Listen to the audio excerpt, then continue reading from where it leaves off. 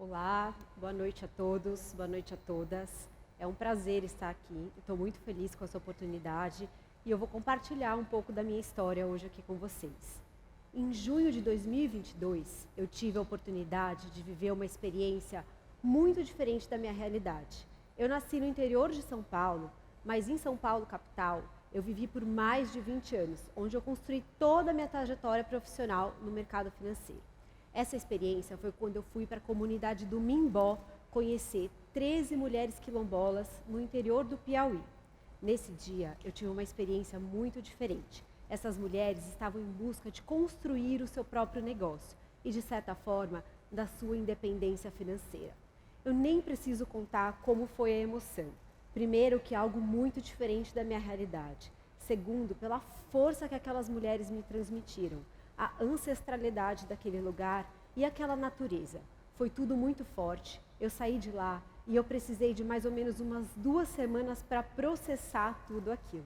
E de certa forma, tem muito a ver com a minha história. Com a minha história, desde tão novinha e jovem, quando a gente tem aqueles sonhos do que eu vou ser quando eu crescer, né? Qual a carreira a gente vai escolher. Eu tinha muitos sonhos. Eu queria trabalhar com impacto social, em organizações, missões internacionais, e não à toa fui estudar relações internacionais na faculdade, um pouco sem saber. Mas, como muitos de vocês que estão aqui e me assistindo, eu faço parte de uma geração que tinha que ser alguém na vida. E eu lembro da minha mãe sempre falando: você tem que ser independente financeiramente, você tem que ter uma carreira. Então, aquela jovem menina pegou aqueles sonhos e guardou numa gaveta, quase como sonhos e dinheiro não pudessem se conversar naquela época, e segui a minha vida. Logo consegui um primeiro estágio no mercado financeiro. Eu falo, como muitos de nós, engatei a primeira e fui, mesmo tendo a certeza que aquele não era meu lugar. As peças do quebra-cabeça não se encaixavam, mas eu não tinha coragem de mudar. Lembra, independência financeira, carreira, eram as únicas coisas que eu pensava naquele momento. De certa forma, eu conquistei muitas coisas legais, inclusive a minha independência financeira. E depois de muitos anos, eu me tornei mãe de 2 meninos. E eles que trouxeram para mim de volta essa vontade de me reconectar com aqueles sonhos e com aquela menina que queria trabalhar com impacto. Mas eu não sabia o que fazer. Estava tudo muito confuso. Como a todas as mulheres, muitas mulheres que se tornam mães, a gente fica nesse momento de colocar a nossa carreira e as nossas escolhas em jogo quando nos tornamos mães. E os meus filhos me trouxeram essa vontade de ir buscar algo diferente. Eu não sabia o que fazer e eu fui pesquisar. Tive ideias mirabolantes, fiz cursos, falei, vou recalcular totalmente a rota, vou fazer algo diferente. E no meio de todas essas buscas, eu encontrei uma pessoa e, tomando um café, ela olhou para mim e disse: Carol, você tem que fazer alguma coisa com essa sua dor. Você tem que trabalhar com esse tema de mulheres. Eu voltei para casa, ainda amamentando meu segundo filho, e falei: é isso que eu vou fazer da minha vida. Mas como e onde e por onde que eu vou começar? Como na nossa vida, nada é uma linha reta, e eu adoraria contar aqui para vocês que tudo magicamente aconteceu e eu me tornei essa pessoa que eu estou aqui. Eu adoraria, mas não foi isso que aconteceu. Eu não tive coragem de seguir os meus sonhos naquela época, mesmo tendo certeza do que eu queria. Eu voltei a trabalhar e fiquei pensando, como é que eu vou fazer para esse jogo dar certo? Tive muita vontade de largar tudo e investir 100% em mim e nos meus sonhos. Mas acontece que, mais uma vez, nós mulheres somos colocadas nesse lugar de julgamento. Todo mundo. Você tem uma carreira sólida, você vai largar o certo pelo incerto. São 15 anos trabalhando no mercado financeiro, investindo no negócio de mulheres.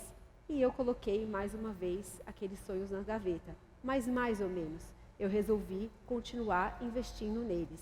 Criei um evento, ainda trabalhando, que se chamava Women in Finance. Eu fiz muitas pesquisas, inclusive de TEDs, de mulheres inspiradoras. E se alguém me contasse, lá em 2019, que eu estaria em Teresina, no Piauí, gravando o meu próprio TED, eu jamais acreditaria. Pareceria uma loucura.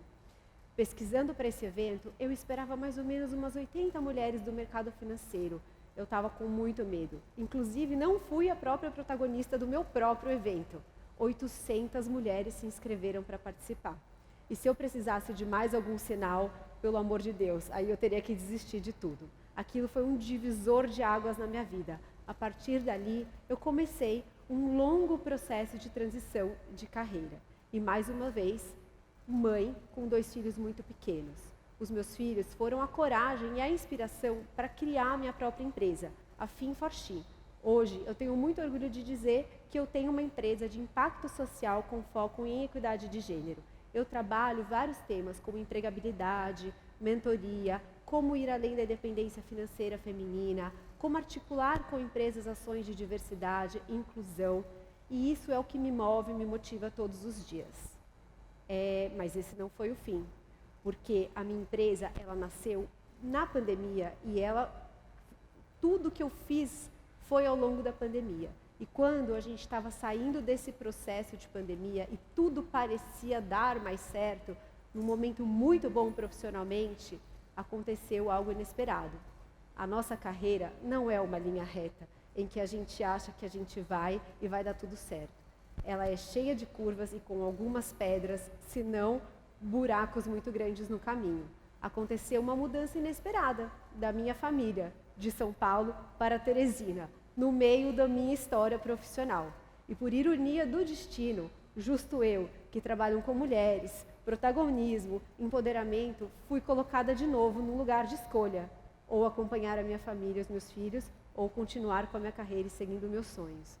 Eu, obviamente, fui muito resistente e eu não queria ver. Eu falava, não é possível que isso está acontecendo comigo, justo agora que eu estou nesse momento. Mas eu pensei muito e, pensando no meu trabalho, no impacto e no que eu acredito, nós mulheres não temos que escolher entre carreira, sonhos, maternidade e família e mudanças. E eu resolvi embarcar nessa aventura. Recalculamos a rota, eu embarquei para Teresina e continuei, investindo na minha empresa, nos meus sonhos. E hoje eu não consigo mensurar o impacto da transformação em mim e na minha família por estarmos aqui. A prova disso é o fato de eu estar nesse palco hoje, de eu poder ter o privilégio de estar nessa escola, meus filhos estudarem aqui, nós nos reorganizamos e recalculamos a rota juntos como família. E eu sempre pensei, se o destino está me mandando para lá, há de ter muitas oportunidades para olhar além do horizonte. Conversando com uma amiga sobre isso, ela me falou, Carol, medo a gente tem que ter de ficar na bolha e não de furar a bolha. Vai com tudo que vai dar certo.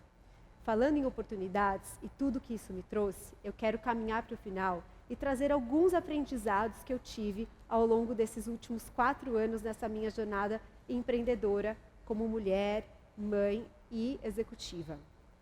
A primeira delas, eu quero falar sobre maternidade. Eu quero falar sobre meus filhos, que estão aqui, inclusive, hoje. Filhos são potência. E eu quero que a gente pense sobre isso, o como eles são agentes de transformação. Colocar seres humanos no mundo não pode ser um impacto negativo na carreira de ninguém, principalmente de nós mulheres. A maternidade, ela não pode ser somente uma responsabilidade da mulher. A gente precisa começar a falar sobre paternidade. Os meus filhos, eles foram responsáveis por todo esse processo que está acontecendo. Talvez se eu não tivesse me tornado mãe, nada disso seria possível, eu não estaria aqui.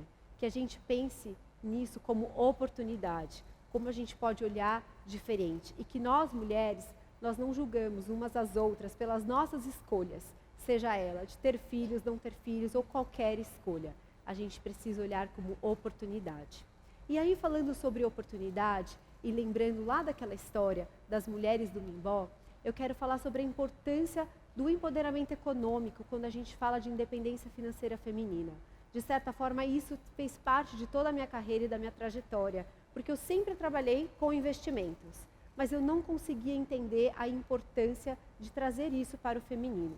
Eu sempre trabalhei num ambiente quase que majoritariamente masculino, poucas mulheres, e eu precisei me tornar mãe para olhar para o lado e não encontrar mulheres ao meu lado. Pelo contrário, somente homens. E a gente nem percebia.